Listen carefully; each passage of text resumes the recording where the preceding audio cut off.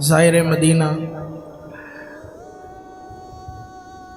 مدینے کی عزم کر کے عازم مدینہ ہوتا ہے اور گاڑی میں بیٹھتا ہے۔ تقریباً 425 کلومیٹر مکہ المکرمہ سے مدینے کا سفر ہے۔ اب یہ 425 کلومیٹر گزرتا کیسے ہے؟ کوئی 9 گھنٹے میں، کوئی 10 گھنٹے میں، کوئی 6 گھنٹے میں، کوئی 4 گھنٹے میں۔ حج کے ایام میں رش زیادہ ہوتا ہے، تو بہرحال اپنا اپنا نصیب اور اپنا اپنا طریق۔ بہرحال گاڑی میں بیٹھ کر مدینے کی طرف عازم ہوتا ہے۔ سفر چلتے چلتے چلتے چلتے چلتے پھر ایک مقام آتا ہے اور وہاں لکھا ہوتا ہے بدایت المدینہ، اللہ مدینے کی ابتدا۔ بس وہیں سے دل مچل جاتا ہے۔ اب اگر گاڑی کے اندر ہیں اور شیشے بند ہیں، اے سی چل رہا ہے، تو شیشے کھول دیں۔ کس دربار میں آ گئے؟ اب مدینے میں داخل ہو رہے ہیں۔ نہ ہو آرام جس بیمار کو سارے زمانے میں، اٹھا لے جائے تھوڑی خاک ان کے آستانے سے، شیشے نیچے کر دیجئے۔ یہ جو فضا اور یہ جو ہوا اور یہ جو ذرات ہیں، جب یہ اندر داخل ہوں گے، برسوں کے امراض، برسوں کی بیماریاں سب دور ہو جائیں گی۔ کیوں؟ اس لیے کہ یہ دربار کس کا ہے؟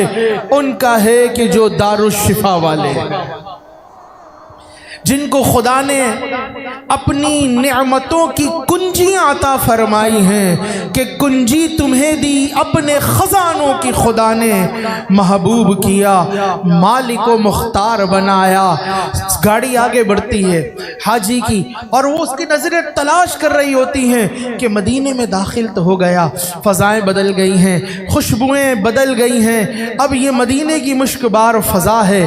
اور کب گنبد خضرا کے مینارے نظر آئیں گے، کب وہ نور برساتے ہوئے اور ان جن سے نور کی تجلیات پھوٹ رہی ہیں، جن پر فدا ہونے کے لیے فرشتے بے قرار ہیں، وہ مینار، وہ در و بام نظر آئیں گے۔ چلتے چلتے گاڑی شہر مدینہ میں حاجی کو گھما کر ہوٹل کہیں پر بھی ہو، پہلا دیدار تو مسجد نبوی کا یوں کرواتی ہے کہ دور سے ہی اس مسجد شریف کے مینارے نظر آ جاتے ہیں۔ بس وہ جب مینارے نظر آتے ہیں تو امید بند جاتی ہے کہ یقین تو نہیں تھا کہ میں مدینے پہنچوں گا، لیکن یہ ان کا کرم ہے کہ انہوں نے مجھے یہاں پر طلب فرما لیا ہے۔ دیدار کے قابل تو کہاں میری نظر ہے، یہ ان کی عنایت ہے کہ رخ ان کا ادھر ہے۔ اور پھر حاجی مدینے پاک میں جب پہنچے تو جس طرح مکے کے اندر اس نے تیاری کی تھی، عمرے سے پہلے آرام کیا تھا، حکم یہ ہوٹل پہنچے، ہوٹل پہنچ کر جتنا آرام کر سکتا ہے کرے، اور جب آرام کر لے تو آرام کرنے کے بعد پھر کیا کرے؟ آرام کرنے کے بعد اپنے کو سجائے۔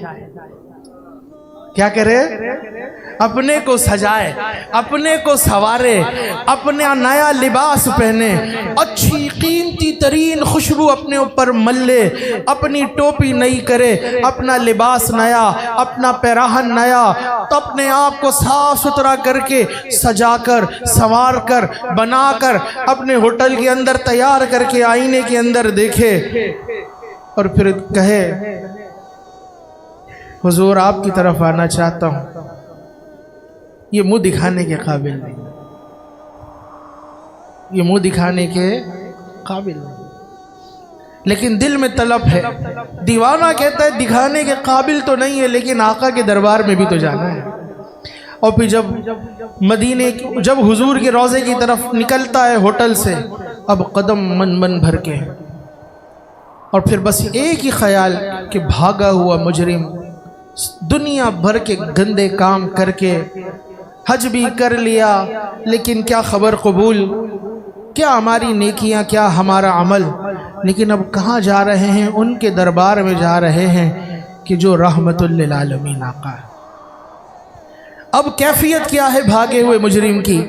وہ حضور کے روضے کی طرف قدم بڑھاتا ہے، قدم بڑھاتا ہے، سر جھکا کر درود پاک پڑھتے پڑھتے آنکھوں میں آنسو ہیں، دل کی دھڑکنیں تیز ہیں، اور اس کا حال یہ ہے کہ حضور آپ کا مدینہ اور میرے گندے قدم، وہ شاعر کہتے ہیں نہ مدینے کا سفر ہے اور میں نم دیدہ، آنکھیں اس کی آنسوؤں سے بھری ہیں، اور دل کا حال کیا ہے، وجود کا حال کیا ہے، شرمندہ انہی کیفیات کے اندر وہ چلتا چلا جاتا ہے اور پھر وہ وقت آتا ہے کہ حضور کے روضہ انور کی وہ جالیاں کہ جنہوں نے مسجد اقدس کا احاطہ کیا ہوا ہے، ان جالیوں پہ نگاہ پڑتی ہے، ان جالیوں پہ نگاہ پڑتی ہیں، اور پھر اس کو وہ خیال آتا ہے کہ مدینے کا سفر کر کے یہاں پر آ تو گیا، حضور کے دربار میں جانا چاہتا ہوں، طواف روضہ اقدس کے قابل کون سمجھے گا؟ کون مجھے کہے گا کہ یہ بھی مدینے آ سکتا ہے؟ کیوں؟ لباس ہستی دیکھ کر میرا بوسیدہ میرے پاس تو کچھ ہے ہی نہیں، میرے پلے تو کوئی عمل ہی نہیں ہے، میرے پاس تو کوئی بتانے والی چیز ہی نہیں ہے۔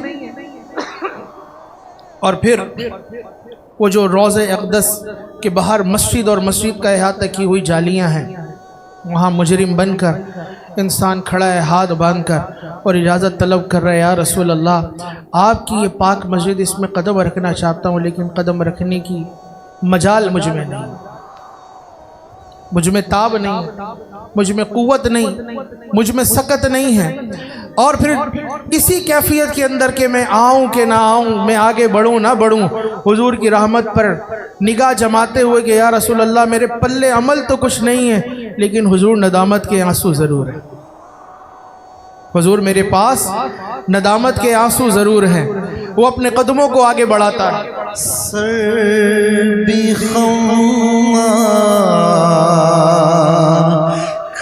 بھی نم شرم سے پانی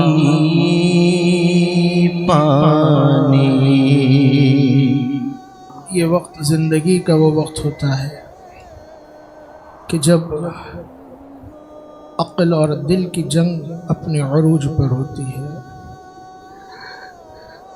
عشق اور محبت کا مطالبہ یہ ہے کہ حبیب کے قدموں میں پہنچے۔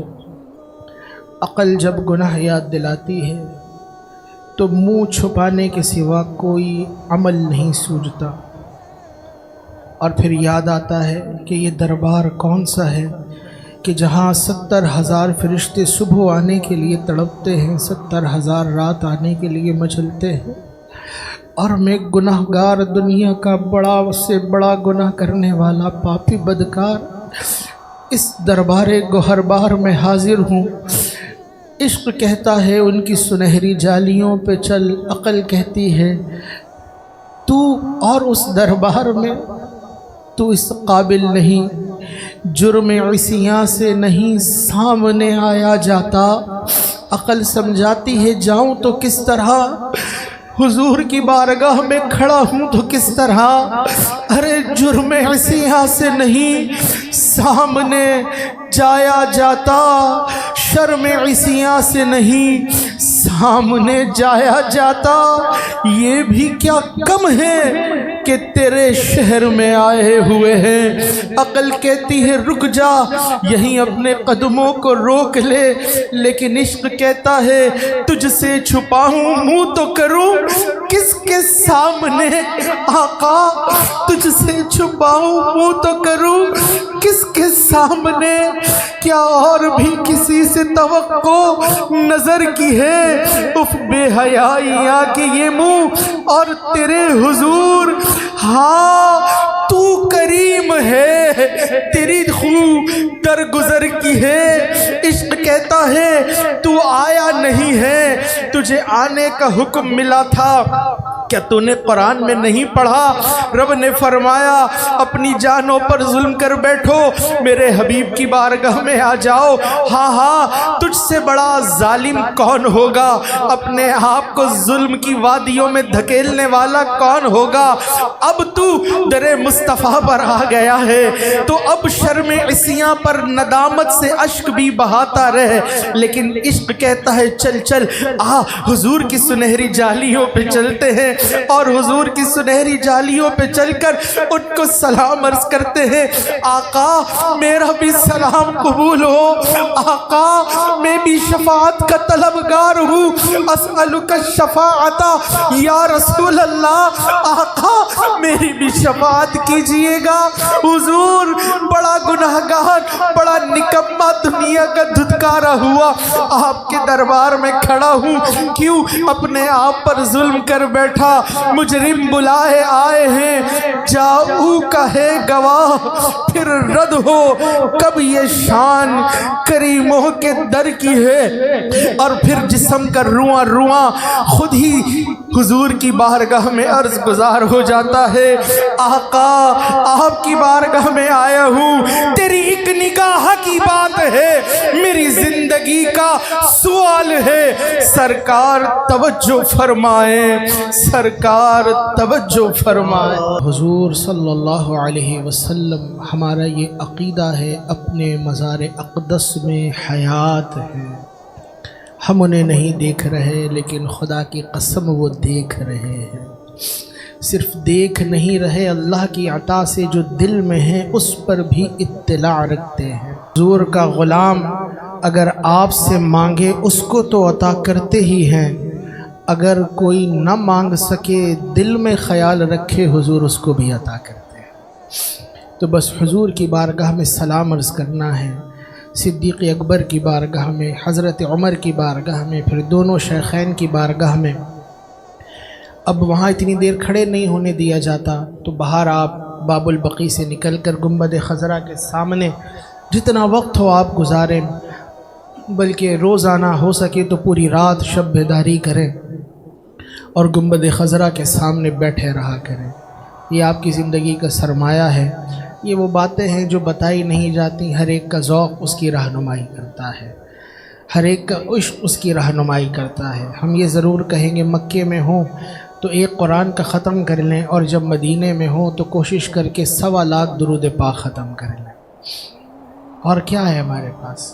ان پر درود پڑھیں، ان کی آل اولاد پہ درود پڑھیں، بقیع پاک پہ حاضری دیں، سیدہ خاتون جنت کو سلام عرض کریں، ان کے طفیل اللہ کی بارگاہ میں التجا کریں، سید الشہداء امیر حمزہ کی بارگاہ میں جائیں، قبا حاضری دیں، اور دیگر مقامات مقدسہ احد پہ حاضریاں لگائیں۔ لیکن جب موقع ملے اسی طرح جس طرح پہلے ذوق کے ساتھ آئے تھے، ہر بار آ کر حضور کے روضے پہ کھڑے ہو کر حاضری لگانی۔ جو بیچارے نادان ہیں وہ کہتے ہیں مکے میں تو طواف کرتے تھے، مدینے میں آ کے کیا کریں؟ یہاں پہ تو کرنے کے لیے کچھ بھی نہیں ہے۔ الترغیب والترہیب کی حدیث ہے، جس نے مسجد میں حضور کی نماز پڑھی، ہر ایک نماز پہ ایک حج کا ثواب ملتا ہے۔ یہ ان کی مسجد میں آنے کا ثواب ہے۔ 5 نمازیں پڑھی تو کتنا؟ وہاں تو ایک ہی حج ہوا تھا سال میں، یا 5 نمازوں میں آؤ ان کی مسجد میں 5 حج کا ثواب لے لو، قبا جاؤ تو عمرے کا ثواب لے لو۔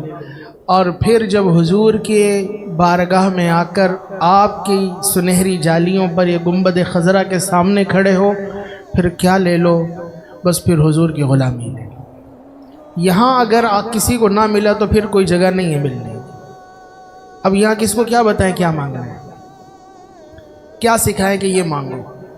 اپنے آقا کو کس طرح منایا جاتا ہے، غلام کیسے مناتا ہے، اپنے آقا کو کیسے راضی کرتا ہے؟ خدا کی قسم جو مانگنا ہے آپ مانگو، جو طلب کرنا ہے آپ طلب کرو۔ وہ کیا ہے جو وہاں سے نہیں ملتا؟ ایک دیوانے نے مجھے بتایا، اس دیوانے کا تھا، اس کو کہتا ہے کہ اس کو حضرت خضر کی ملاقات کا شوق تھا۔ کس کی؟ حضرت خضر کی ملاقات کا شوق تھا۔ وہ کہتا ہے میں نے حضور کی بارگاہ میں عرض کی، حضور سنے حضرت خضر حیات ہے، یہاں پہ حیات پیا ہوا ہے انہوں نے، تو ان سے ملاقات اگر ہو جائے تو۔ اب وہ دیوانہ کہتا ہے کہیں پر بھی ہو جائے، لیکن وہ دیوانہ کہتا ہے حضور تو پھر ان کا کرم، پھر ان کا کرم ہے، ان کے کرم کی بات نہ پوچھو، हुजूर की अता तो फिर ऐसी अता है, धारे चलते हैं अता के वो है कतरा तेरा, तारे खिलते हैं सखा के वो है जर्रा तेरा, फर्श वाले तेरी शौकत का उलूव क्या जाने, खुसरवा अर्श पे उड़ता है फरेरा तेरा। वो कहता है मैंने आका की बारगाह में अर्ज की, आका सुना है कोई खजिर है वो जिंदा है, आबे हयात पिया है, कहीं मिल जाए कहीं दिख जाए। दीवाना कहता है मुस्तफ़ा करीम ने वो करम किया कि तू खजीर को देखना चाहता है जिसने आबे हयात पिया है, जो जिंदा है तू कहाँ देखेगा। आ तुझे इसी मदीने में मदीने वाला अपने कदमों में अपने मंगते खजीर को दिखा देता है। क्यों? देख ये है खजीर, ये मदीना है जहां मांगते ताजदार फिरते हैं, जहां मांगते ताजदार फिरते हैं। बड़े बड़े ताजवर, बड़े बड़े सुल्तान, बड़े बड़े बादशाह, सबकी सुल्तानी सबकी ताजवरी ये सदका है मुस्तफा के दर का, ये सदका है मुस्तफ़ा के दर का। तो वहां जाकर जो मांगना है मांगो। कोई कहता है हुजूर मुझे जॉब मिल जाए 40 की जगह लाख की मिल जाए, लाख की जगह, अरे बस हुजूर से कहो हुजूर बकी में जगह मिल जाए, हुजूर आपके आल की गुलामी पे इस्तिकामत मिल जाए। हुजूर जब जन्नत में आऊं हसन हुसैन का लश्कर हो, उस लश्कर की खिदमत गुजारी मिल जाए, जो उस लश्कर के खादिम हो उन खादिमों की चाकरी मिल जाए, वो करम कर दे। अरे बस फिर उनका करम है, उनके करम की बात ना पूछो, वो इतना देंगे खुदा की कसम आपको देने वाला बना देंगे, तो देने वाला बना देंगे। और इसके ऊपर ये जरूरी नहीं कि आप वहां पहुंचो, जरूरी नहीं वहां पहुंचो, उनका करम तो वो है। बस बात खत्म करता हूं, वल्लाह वो सुन लेंगे। कोई यहां पर अगर है और वो कहे जो जा रहे हैं उनका नसीब, हम तो नहीं जा पा रहे, या हम कैसे जाएंगे, क्यों दीवानों दिल छोटा करते हो, अरे दीवानों क्यों बेकरार होते हो। हुजूर को याद करो, उनकी अता दुनिया में कहीं भी हो तकसीम हो रही है, वल्लाह वो सुन लेंगे, फरियाद को पहुंचेंगे। इतना भी तो हो कोई जो आह करे दिल से। अल्लाह हम सबको हुजूर की गुलामी पर इस्तिकामत अता फरमाए, आमीन। व आखिर दावाना अनिल हम्दुलिल्लाहि रब्बिल आलमीन।